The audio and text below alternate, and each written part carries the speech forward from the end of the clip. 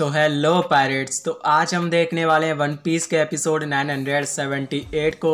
और हाँ, मैंने बोला तो था कि अगली वीडियो रिव्यू नहीं होगी, पर मैं स्क्रिप्ट नहीं लिख पाया, पर इस हफ्ते वीडियो आके ही रहेगी। तो चलो एपिसोड को देख लेते हैं, जिसमें कि कमाल की फाइट हुई थी, जिसे देख के सच में मज़ा ही आ गया था। So let's begin. तो जैसा ही तुमने लास्ट एपिसोड में देखा था कि कैसे कांजूरो ने अपना असली रंग दिखा दिया था और वो मोमोनोसुके को पकड़ लेता है, लेकिन तभी वहाँ पे आ जाते हैं लॉ, किड एंड लूफी। और इसके बाद हमें दिखाए जाते हैं लूफी और उसके दोस्त, और इसके बाद दिखाए जाते हैं लॉ और उसके दोस्त।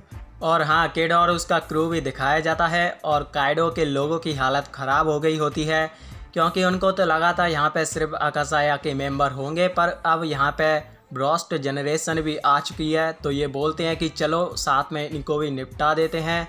तो काइडो के लोग इन सभी पे फायरिंग करना शुरू कर देते हैं, और 1000 सनी को प्रोटेक्ट करने के लिए जोरो निकालता है अपनी एनमा, और उसोप यूज़ करता है green star skull blast grass attack, जो कि काफ़ी ज़्यादा लंबा नेम है उसोप की नाक की तरह।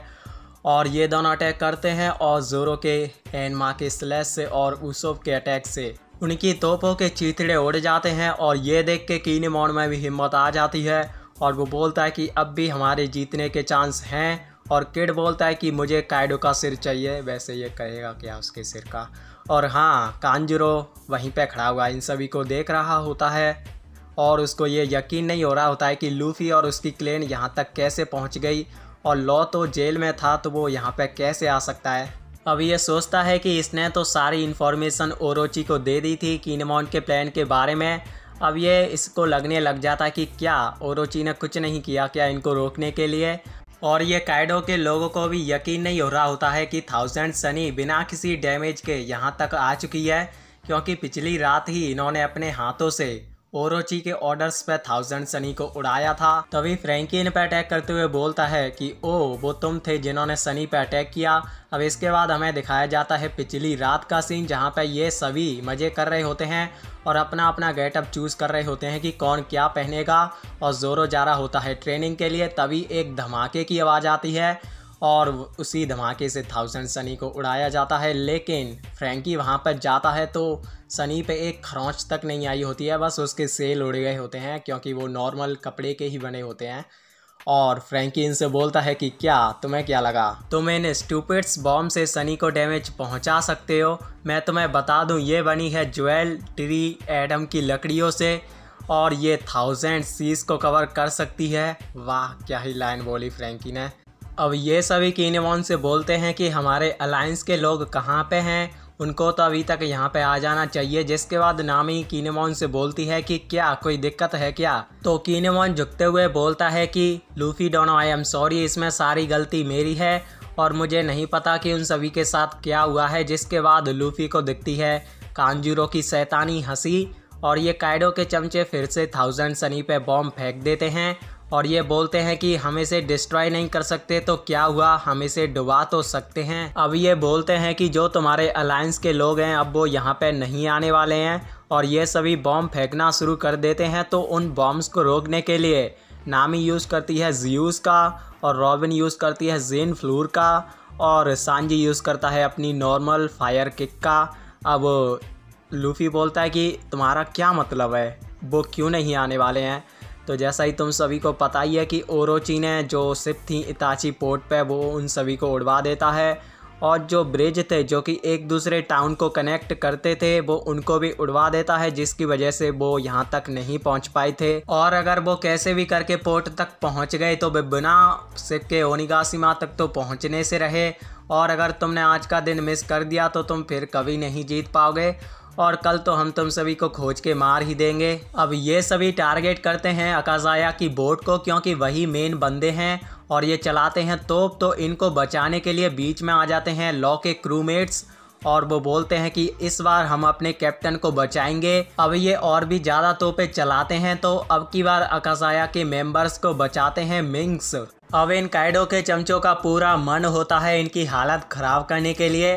अब ये बताते हैं कि आज सिर्फ फायर फेस्टिवल का ही दिन नहीं है, आज एनिमल किंगडम पायरेट्स ने एंड बिग मॉम पायरेट्स ने अलायंस बना ली है, जिसके बाद उसोप, कैरेट एंड चॉपर ये इमेजिन करने लग जाते हैं कि ये दोनों का कॉम्बिनेशन कितना ज़्यादा डेंजरस हो सकता है और इन तीनों की फटके हाथ में आ जाती है।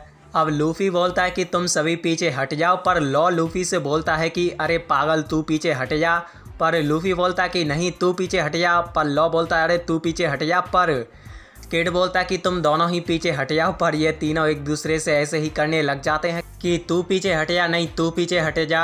अब ये डिसाइड करते हैं कि चलो देख लेते हैं कि कौन सबसे पहले उस शिप पे पहुंचेगा। तो सबसे पहले पहुंचता है लॉ, जो कि सबसे बाद में भागा था। एक्चुअली वो भागा नहीं था, वो टेलीपोर्ट हुआ था। अब लॉ की पावर बारिश में और भी ज़्यादा बढ़ जाती है, क्योंकि वो अपनी बॉडी को किसी भी बारिश की बूंद की जगह शिफ्ट कर सकता है। मतलब समझ रहे हो ना किस हद तक बढ़ जाती है उसकी पावर। अब लूफी बोलता है कि ये पावर बहुत ही ज़्यादा अनफेयर है। तो लॉ बोलता है किसे चिंता है, और किड बोलता है कि तुम तो सिर्फ शो ऑफ कर रहे हो। तो लॉ बोलता है कि बोल भी कौन रहा है। मतलब ये तीनों इतने ज़्यादा लड़ते हैं ना कि क्या ही बताऊँ वो भाई। अब लूफी बोलता है कि मैं इस शिप को एक ही अटैक में डिस्ट्रॉय कर दूंगा। तो किड बोलता है कि तुम्हें क्या लगता है मैं एक अटैक में इसे डिस्ट्रॉय नहीं कर पाऊंगा। तो लॉ यूज़ करता है रूम और वो शिप को हवा में उड़ा देता है। लूफी पहले तो थोड़ा बंदरों की तरह उछलता है, पर बाद में वो आ जाता है अपने गियर 4 के बाउंस मैन में। और किड यूज़ करता है पंक वाइस अटैक और लॉ यूज़ करता है रूम के साथ इंजेक्शन शॉट अटैक। और ये तीनों एक साथ इस शिप पे अटैक करते हैं। और भाई इस एपिसोड की जो एनिमेशन थी ना वो इतनी ज़्यादा क्लियर थी कि मज़ा ही आ गया। और ऊपर से इनके अटैक्स का जो साउंड है ना सुन के दिल खुश हो गया। और ये तीनों एक साथ मिलके इस शिप के चीथड़े उड़ा देते हैं। लेकिन इसके बाद ये तीनों फिर से लड़ना शुरू कर देते हैं कि किसने उस शिप को तबाह किया है। लेकिन तभी वहाँ पे आ जाती है कियोशिरो फैमिली की शिप और कांजीरो को लग रहा होता है कि अब तो वो बच गया। लेकिन कियोशिरो रियो हाकी के साथ एक स्लैश मारता है और वो काइडो की शिप को बीच में से काट देता है, जैसे कि मिहॉक ने बराटी आर्क में काट दी थी। सच में मज़ा ही आ गया। तो यहीं पे एपिसोड हो जाता है एंड। और हाँ मुझे पता है ये वीडियो कल ही आ जानी चाहिए थी, पर क्या करूँ मेरी ज़िंदगी झंड हो रखी है। पर तुम सही कर सकते हो लाइक करके और शेयर करके, और प्लीज़ चैनल सब्सक्राइब करो। हम काफ़ी ज़्यादा करीब हैं 100 सब्सक्राइबर के। सो लास्ट में थैंक्स फॉर वॉचिंग।